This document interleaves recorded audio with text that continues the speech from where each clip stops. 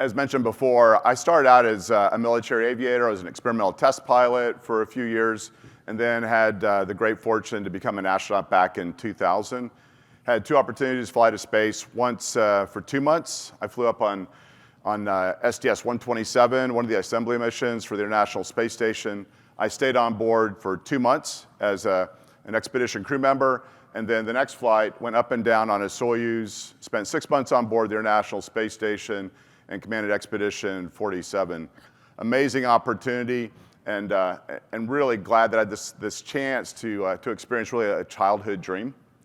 So everybody knows about the Apollo landings, which I think really inspired our nation, but it also inspired a whole generation of young people, to include me. I was 6 years old when we were landing men on the moon, soon to be men and women on the moon, and really motivated me and really a host of other young people to study math, science, and engineering, which is really tough. And so when you have something that really inspires you, it's a motivation to really take things to the next level.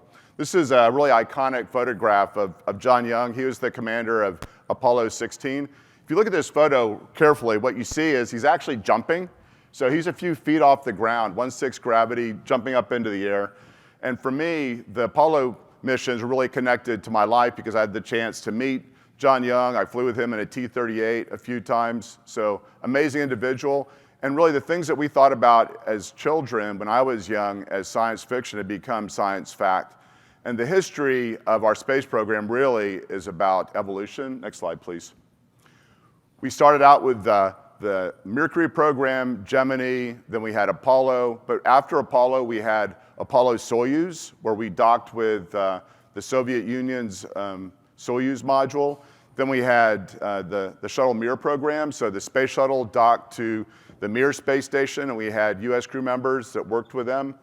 And this evolved into the International Space Station, an incredible vehicle that goes around our planet every 90 minutes, 240 nautical miles above our planet.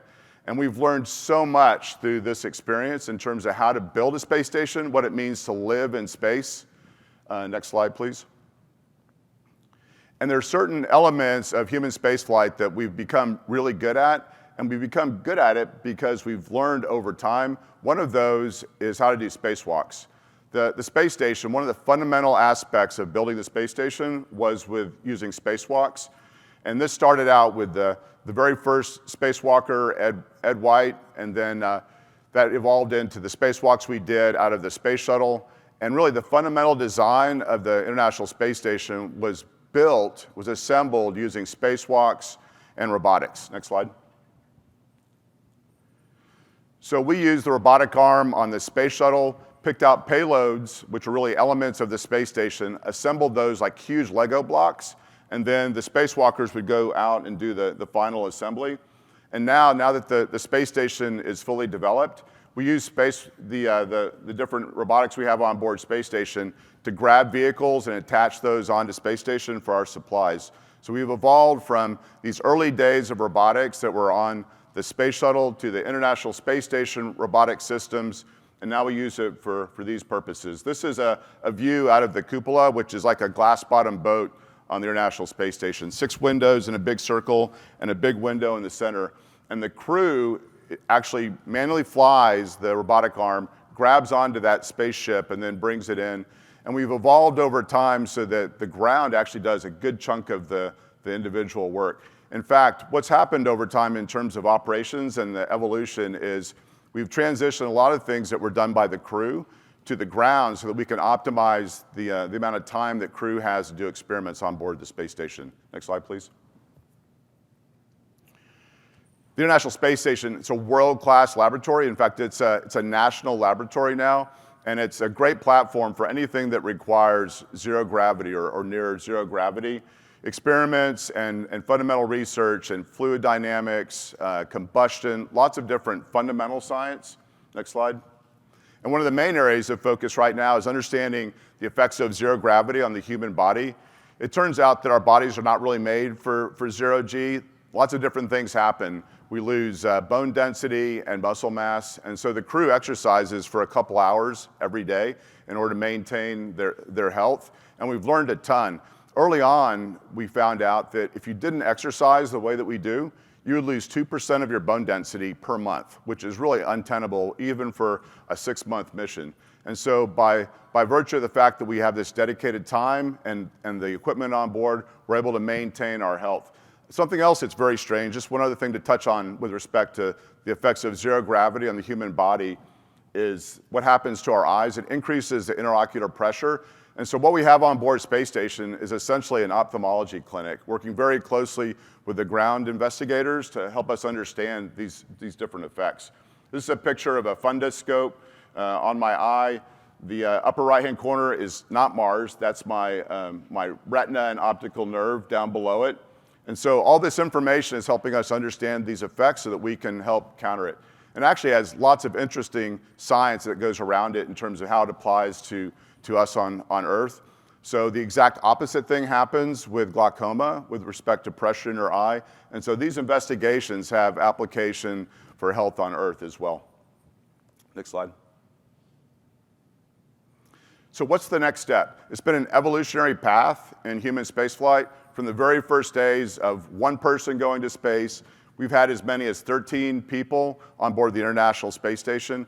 And so we've learned a ton. And the space station is an amazing vehicle and it does great things, but there are so many lessons learned that we can incorporate into the next level. As Clay was mentioning, I work with Nanoracks, one of the Voyager space companies, and so we're working very closely with industry and developing a partnership for us to build the next generation of space stations. So what are some things that we learned from the International Space Station that we can apply? One is the importance of international cooperation and collaboration. It's really important that we build that team. And when you transition to the commercial world, it's not just about the international relation aspect of that, because that's been huge with the International Space Station. But if you evolve that into the next level, it has to be commercially viable. And so what that means is we need to find the right balance of operations, technology, and also the customer base for us to have the flexibility to serve all of the different stakeholders. A few other things that we've learned is that the crew is really optimized or tries to optimize their time with the help of the ground to really do experiments. But the crew does a lot of maintenance on board. So what can we do with this next space station so that we make sure that ergonomically it's best suited, we can maintain it more easily, we can optimize the different operations, and we can automate a lot of the processes on board station, which is super important. We've learned a lot about life support systems from the International Space Station, but we can do a lot better. One of the things about the life support systems is that it's very complex and it requires lots of care and feeding from a maintenance perspective. So what's that next generation of life support systems that we can have on board? When the crew members were on the shuttle Mir program, living on board the Mir space station, they could talk to their family maybe once every couple of weeks, and the communication was very disjointed. It had to be over Russian communication sites. And so we have pretty good communication on board the International Space Station, but not great. One thing that's evident from our daily lives is that more bandwidth is better, and the more information that we can bring down, the more science that we can collect and bring down to Earth is really, really important for a commercial space station. So with this next generation, how do we optimize the science that we do on board? How do we get science up quickly? How do we do it so it's most effective? And how do we analyze that data and bring it down so we can really make it commercially viable? So my ask to all of you as we go through the conversation today and your questions is are you interested in working with a company that could build the next generation space station? To me, this has really been my life's work, and it's super important. Clay mentioned this. It really is about relationships and how we work together. One thing that's been very evident to me through my career is that technology is hard, but people are harder, right? The relationships that all of you build is super important right now. And also to Clay's point, a lot of the folks that you meet and you become friends with and you build rapport with are the ones you're going to work with throughout your entire career. So I look forward to your questions. Thank you very much.